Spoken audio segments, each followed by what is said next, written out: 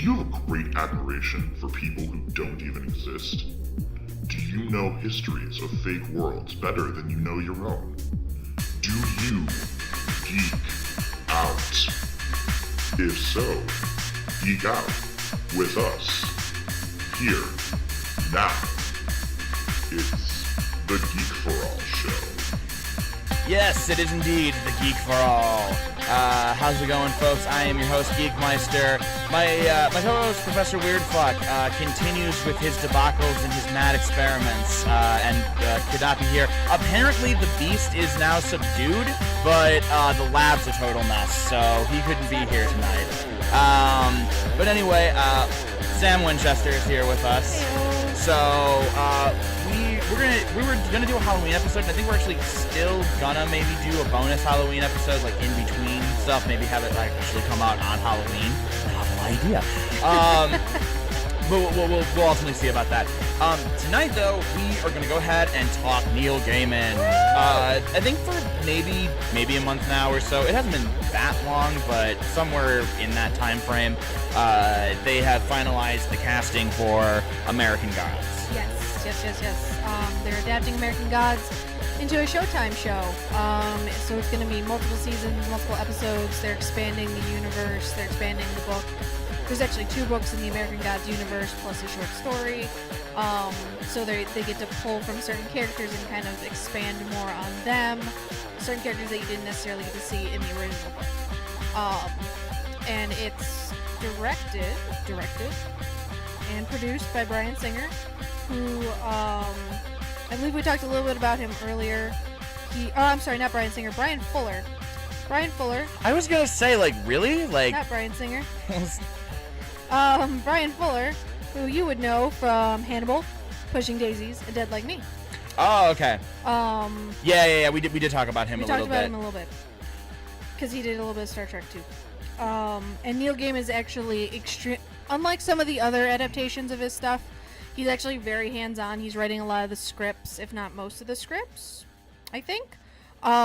He's very hands-on, and they talk to him a lot about some of the casting and a lot of the decisions they're making, and just being able to get the project greenlit was a lot to do with him. And he's just been saying so many good things about the show so far that I'm really excited that it's gonna be. It sucks that it's gonna be on Showtime, which means you're gonna have to pay extra or bootleg it. But if Hulu keeps their relationship with Showtime, yeah, that would be pretty cool. They could do that. I actually just got a Hulu account. Caved in finally. Yes, that's the way to go. You ditch cable, you ditch the cable monsters. Well, no, of course, but I was on the Netflix thing, and then I finally decided that I actually wanted to keep up with some stuff more easily, rather than just bumming the cable where I can. Yeah. But let's talk about the casting. Okay. Because there's a couple of odd choices, I think, right in the mix. And that is this guy Bruce Langley and Dane Cook. Okay, so so hang on. Let's round back to Dane Cook. Let's address the other one. So Bruce Langley, I'm not familiar with him, but I am looking at a very pale, skinny, odd-looking dude who I can kind of see playing the part, but I don't know, maybe I just imagined him this way, maybe it wasn't in the descriptors, it's been a while since I've read that book, but I always picture technology as, looking like my fat ass. I think that's what he actually is described as, if I remember correctly. It's been a couple years since I've actually read it, even though it is a book I have tattooed on me. So it's literally my favorite book. But I think that's the original description, is that he's this, he's take what you think of modern day social media technology, somebody sitting behind a computer constantly attached to their phone, and just that's kind of what he's supposed to be. So I don't know this Bruce Langley. He's only been in 6 things, 5 things besides American Gods. So I guess we'll kind of see. I have faith in the casting, so I'm hoping that it will. He's a big part of it. He's a very yeah. big No, character. he's one of the main characters. He's one of the for main sure. Like he's gonna be in all of the episodes. Yeah. So is Dane Cook. So let's go ahead and round. So we're gonna. So I'm holding judgment on Technology Bar overall. Disappointed it's not a fat guy, but I'll see what angle you go with on this thing. I'm just saying, like, there is, like, doesn't he need to look a little Gamerskate? Doesn't he need to look just a little Gamerskate? Yeah, that's exactly, I think, what he's kind of supposed to be. But I think that's, a lot of times, Neil Gaiman especially, but Brian Fuller too, is that they both play the, yeah, we're gonna go along this path that we think we're gonna go along, and then we're gonna take this very sharp left turn and say fuck you to all of your expectations. Yeah. So I think maybe there's they're sort of just like even a little bit of that right at the beginning up front. That you think that it's supposed to be this kind of guy, but guess what? It's actually going to be this kind of guy. I kind of do like the thought of Neil Gaiman doing a little bit of this casting just to fucking screw with his fans. That does seem kind of on point. But anyway, okay. But no, seriously, Dane Cook.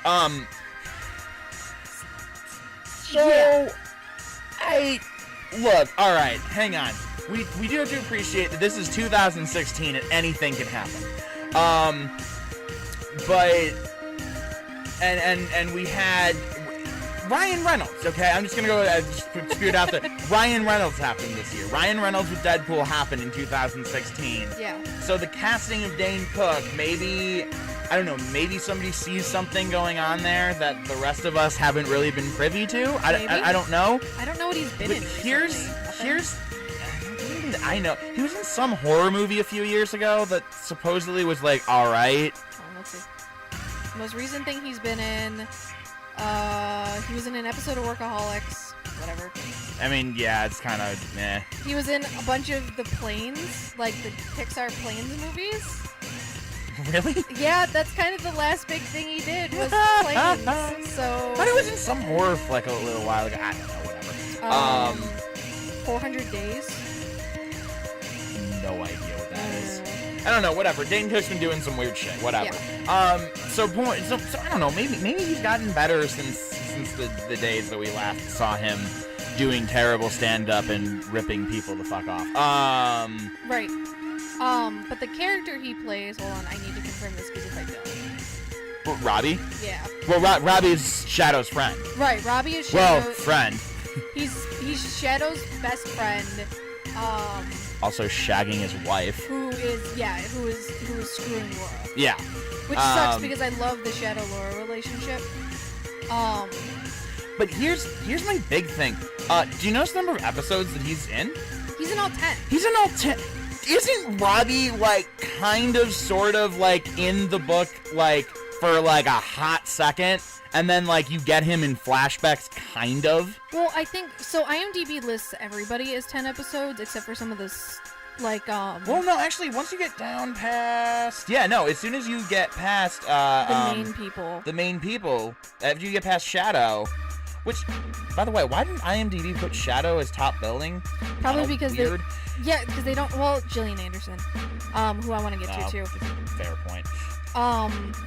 But Dane Cook, so he plays Robbie, who is Shadow's supposed best friend. But he's a total sleazebag. So I'm thinking that they're kind of trying to play the.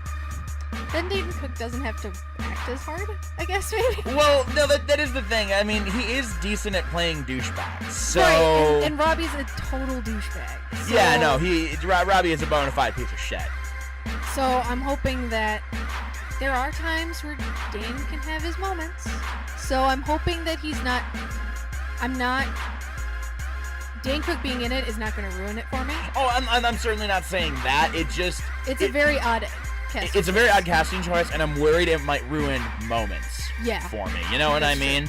But again, I'm just really curious, because once you get past the gods, and once you get past Ricky and, oh God, what's his wife's name? Blanking.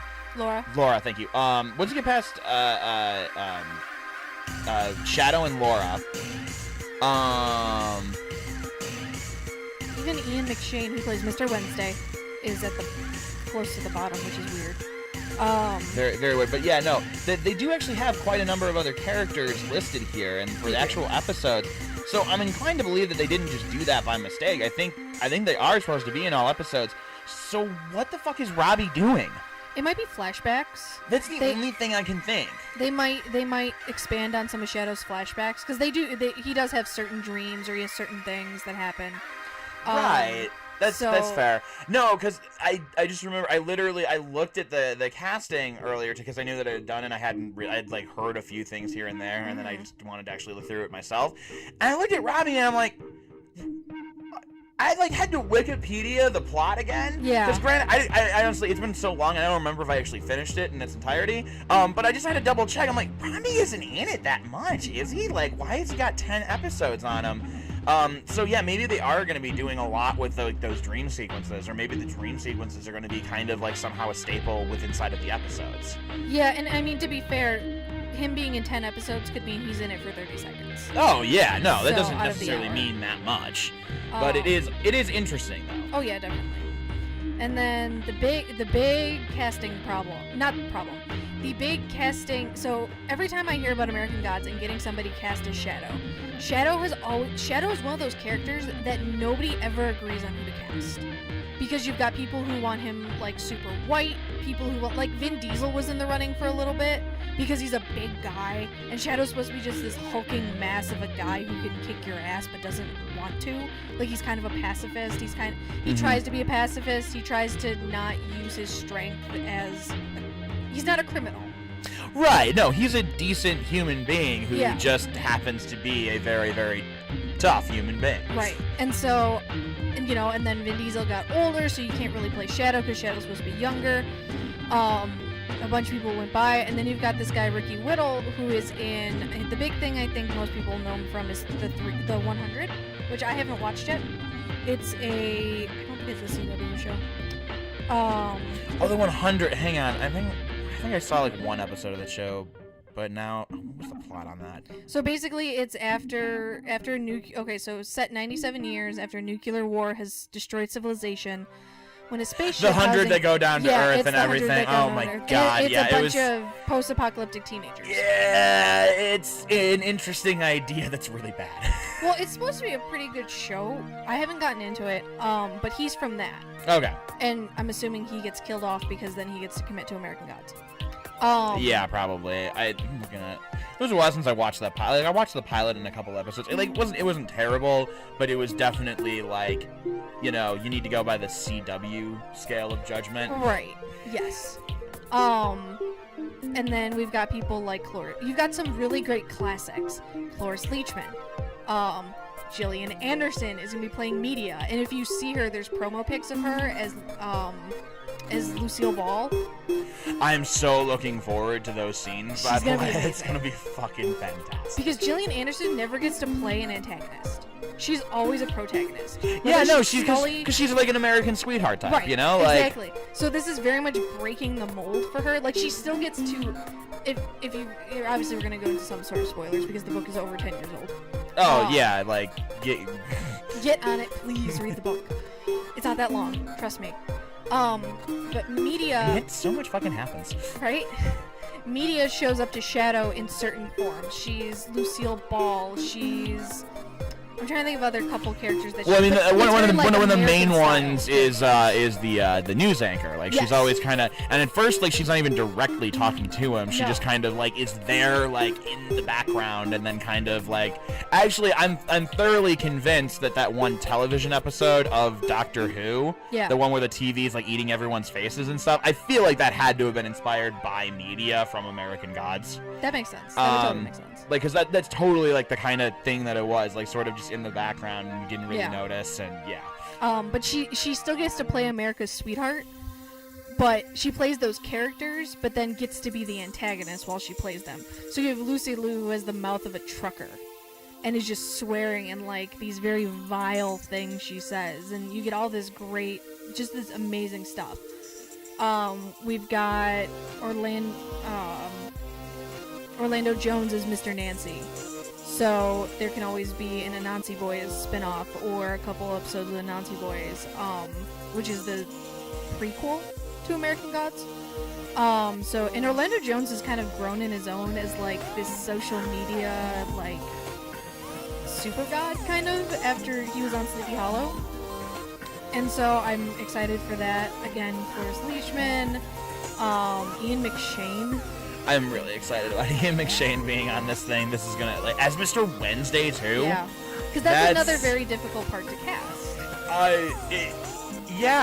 Yeah, no, definitely very challenging. Because you can have, there's so many actors that can play Wednesday. Because Wednesday was always, they didn't give a lot of description on Wednesday intentionally. Wednesday was sort of like almost a hypnotic figure that didn't like it almost like you felt like you weren't supposed to know what the fuck he was supposed to look. I mean, you kind of felt like that with a lot of the characters to a certain extent. Because they're all supposed to be abstract thoughts. Basically. Yeah, exactly. But really, Mr. Wednesday in particular, I feel like just had. I think it was. I don't even remember any details again.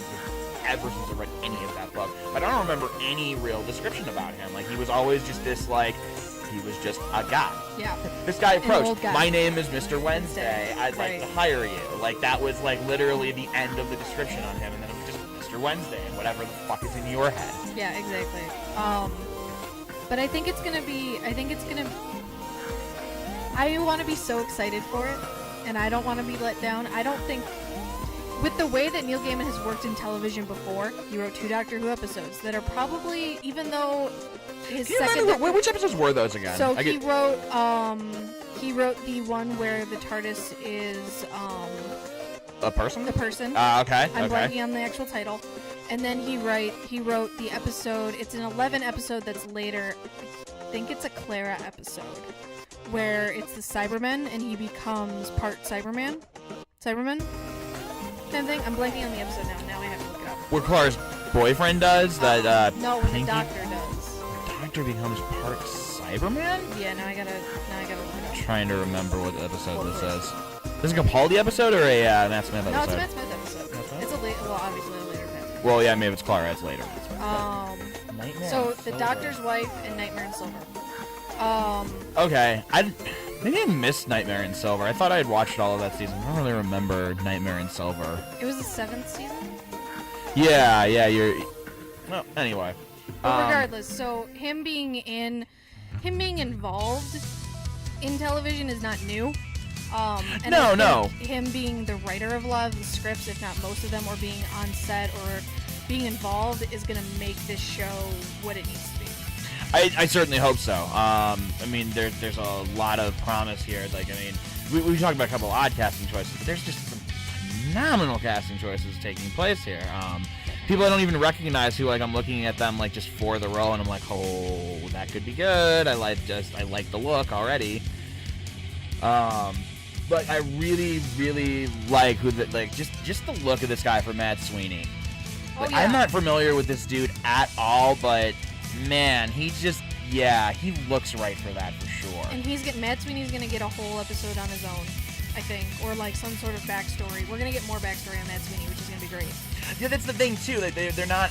Didn't they announce, like, right off the bat, like, we're not quite doing the American God story per se. Like, we're changing up the way the narrative works. As far as I've been reading, they're gonna keep the same general. It's kind of gonna be kind of like, well, no, it'll be better than Game of Thrones. It's because Game of Thrones is so thick with plot that you have to pretty much follow episode by episode. Yeah. As much as you can. But the final destination will be the same. The journey there will be different. Okay. Like, not crazy different, but there will be certain aspects because the book is so short. Well, not short. It's like 300 pages. But because it's not 5 or 6 books, 5 or 6 very big books, they'll be able to expand on certain characters and actually give them stories and backstories, and they'll be able to talk about the lore and kind of expand the universe a bit more. Gotcha. So. Okay, yeah, no, that's gonna be awesome. 2017. That's we're looking forward to that for sure. I just want to take a minute to talk about. I'm sure most people are at least familiar with, but I feel like a lot of people haven't necessarily actually read the Sandman Chronicles. Such a good one. Yeah, and well, I mean, really more graphic novel series than even comic book per se. Although he actually, the latest stuff, because he actually started doing stuff with it again, and those have been getting released in comic book format as opposed to graphic novel volumes. Yep. Which is very cool. I haven't had a chance to read any of that, but the Sandman Chronicles, I like that Gaiman always kind of has a different twist, like, on classic mythology. Yeah, definitely. That's what I really enjoy about it, and that he's got such a unique way of building his own mythos inside of things that already exist, that it's totally unique, because, like, and how he really focuses on the concept of, like, a huge theme that runs through everything is that perception and reality are nearly inseparable. Right. What reality is to one person may be completely different to somebody else based on no other reason than they just saw it differently. Yeah. American Gods, I feel, does it a little bit more on the nose, obviously, but there's still a lot of that going on in Sandman. Yeah, and I love Sandman if only because it's just such a, again, he takes concepts and makes them into characters. You've got Dream, you've got Death, you've got Delirium, who changed. Delirium wasn't always Delirium. You've got all these other, the brothers and sisters, I guess, of, you know, because they're all technically quote-unquote related, or what have you. Right, yeah, they're all siblings or cousins or whatever, somehow. Whatever you want to say, the relationship. They never, you know what I love? They really never bring up, like, dad or mom or anything like that. Like, that's just completely in the abstract of everything. They're somehow related, but we never get the backstory on them. Right, but you've got Death, who always calls, you know, Dream her big brother, or, yeah, big brother, I think it is. But even though she seems to have her shit together the most out of all of them. That, I do love that. I love her. Well, no, the two, out of all of the brothers and sisters of, the ideals of reality, I guess you could call it. They don't really have like a name for what that group of people are. But I guess the gods of that realm, you could easily call them. Sure. Death and Dreams, the Sandman. Yep. They are the two most sane of all of their brothers and sisters, which is like, and when we think of like madness, Dreams and Death are two things I think that come up pretty quickly when you ride those lines. And yet, the figures that embody them are perfectly sane, as if we're all the crazy ones, and it's the crazy ones who really see reality for what it is. Yeah. And actually, madness magic is something that I've always loved the concept of. It's why I really enjoy like H.P. Lovecraft stuff. Right. I think I've thrown this out there already. This is a total side note, but I'm probably going to keep bringing it up until more people have actually like watched it and checked it out.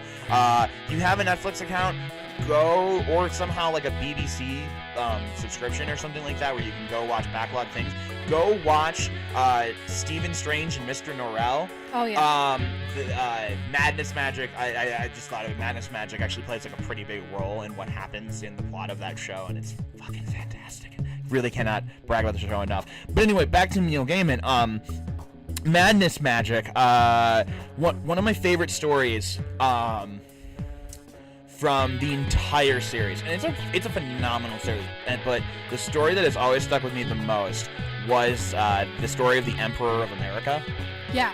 Yeah. Oh man, that one, and that one's actually based on an actual guy. They exaggerated quite a number of the details when telling it, but it's just this story about this guy who kind of like lost his mind and declared himself Emperor of America and started making his own currency. And for whatever reason, and this is the part of it that is kind of true, like just, it wasn't like everybody, but in the actual story, like a few local businessmen started actually accepting his money, just feeling bad for him, and he kind of became like a mild tourist attraction type of thing, and he sort of became like this local legend who like actually managed to have more than a couple of people at his funeral because he just became this guy who was so well known and everyone like in the neighborhood liked. In the story that they tell, of course, it's that he's on the brink of madness and is about to come into Greece's grips. Yeah. And Sandman goes, actually, I can save him from you. She's like, you can't possibly. He's too far gone. He's right there on the edge, and I shall have him soon, and then our sister will take him. And he goes, nah.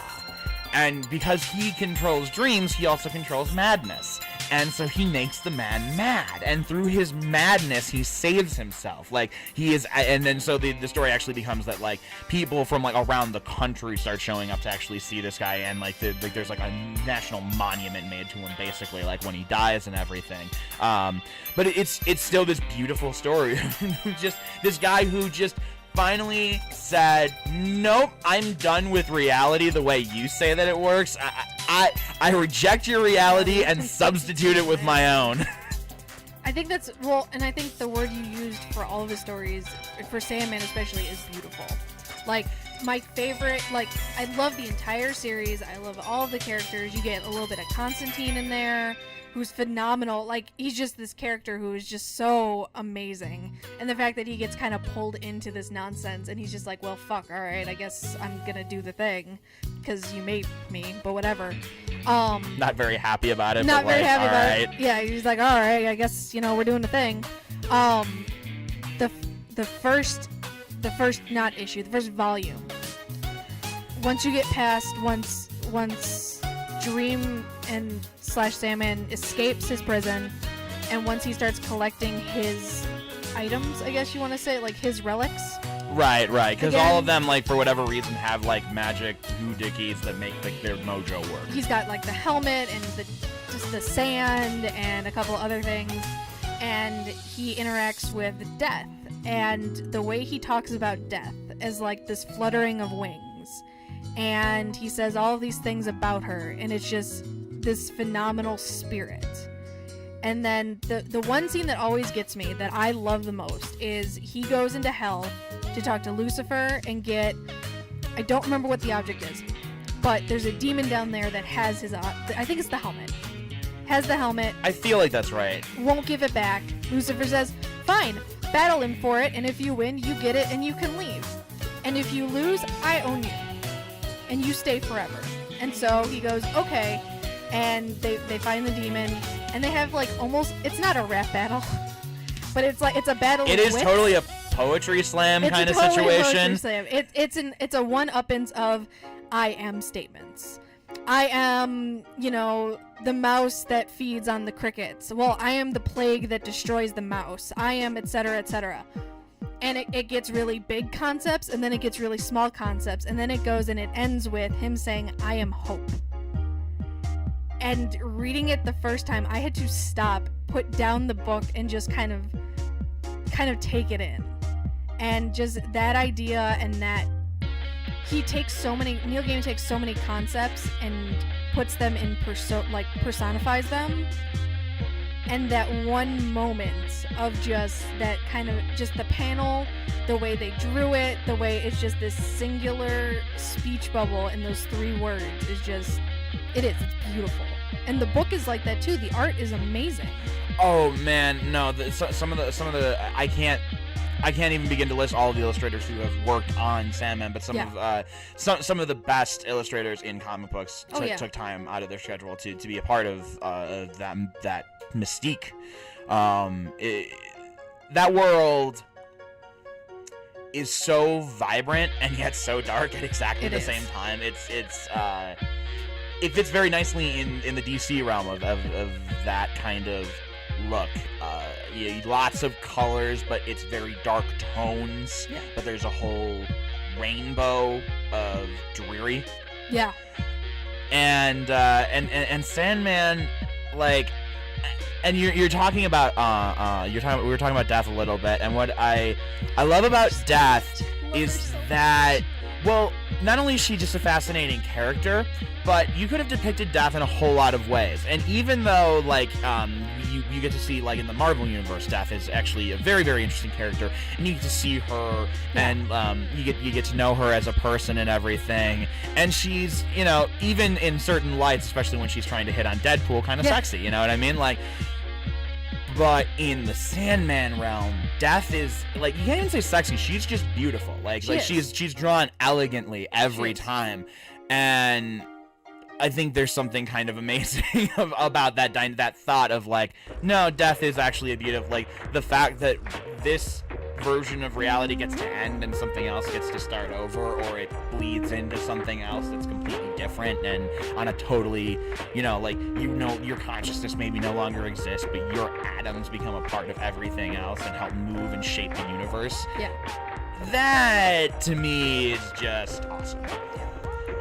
It's this huge universe that he creates such amazing worlds. Like, not a whole lot of authors build their worlds well enough. You've got some authors, like you've got George R. R. Martin, who obviously has a huge world to play in, but he had to build it over time and multiple books.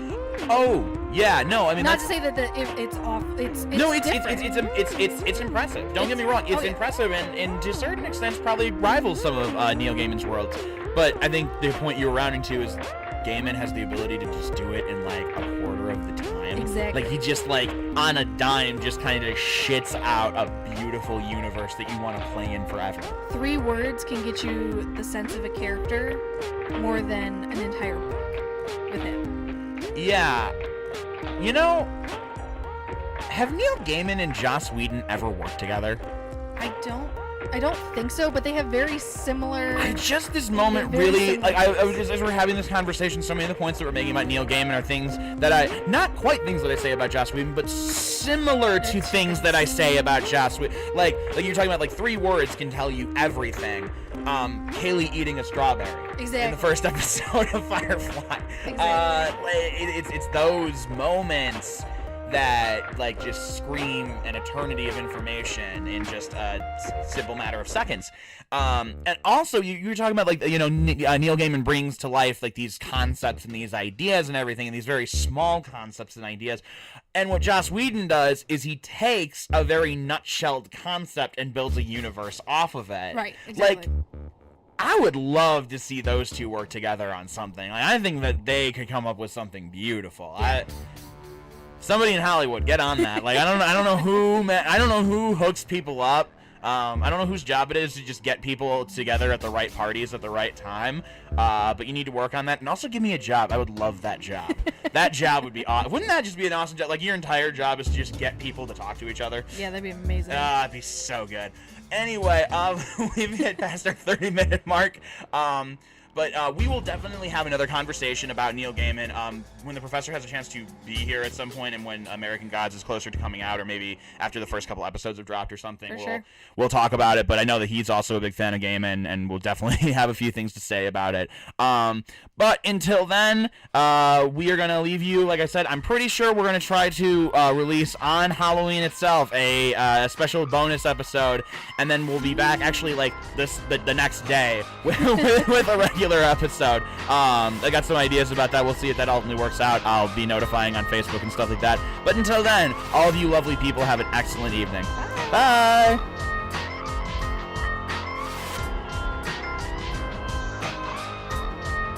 The music for the Geek for All show has been provided by Fat Street Beats, Ben Sound, and Purple Planet. Please support their individual pages.